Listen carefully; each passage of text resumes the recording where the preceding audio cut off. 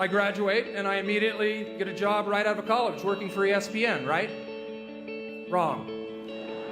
No, I moved right back home.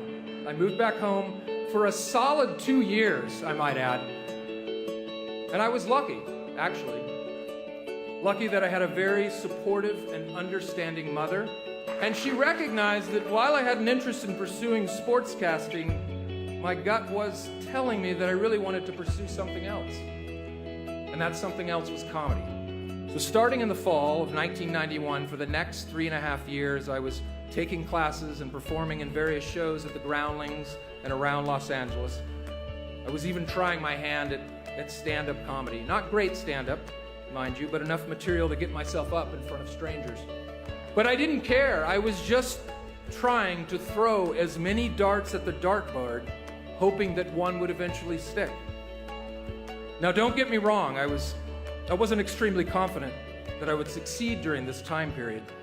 And after moving back to LA, there were many a night where, in my LA apartment, I would sit down to a meal of spaghetti topped with mustard, with only $20 in my checking account, and I would think to myself, oh well, I can always be a substitute school teacher. And yes, I was afraid. You're never not afraid. I'm still afraid. But my fear of failure never approached in magnitude my fear of what if. What if I never tried at all? By the spring of 1995, producers from Saturday Night Live had come to see the current show at the Groundlings. After 2 harrowing auditions, 2 meetings with executive producer Lorne Michaels, which all took place over the course of 6 weeks, I got the word. I was hired to the cast of Saturday Night Live for the 95-96 season. I couldn't believe it, and even though I went on to enjoy 7 seasons on the show, it was a rocky beginning for me. After my first show, one review referred to me as the most annoying newcomer of the new cast. Someone showed this to me, and I promptly put it up on the wall in my office, reminding myself that to some people, I will be annoying. Some people will not think I'm funny, and that's okay. The venerable television critic for the Washington Post, Tom Shales, came up to me during my last season of the show. He told me congratulations on my time at the show, and then he apologized for things he had written about me in some of his early reviews of my work. I hadn't read his reviews. In fact, I didn't read any reviews because, once again, I was too busy throwing darts at the dartboard, all the while facing my fears. Now, one may look at me as having great success, which I have in the strictest sense of the word.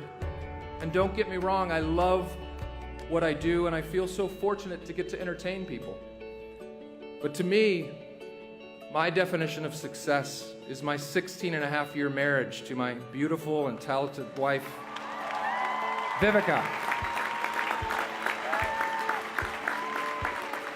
Success are my 3 amazing sons. No matter how cliche it may sound, you will never truly be successful until you learn to give beyond yourself.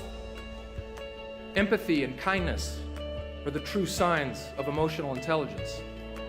For many of you who maybe don't have it all figured out, it's okay. That's the same chair that I sat in.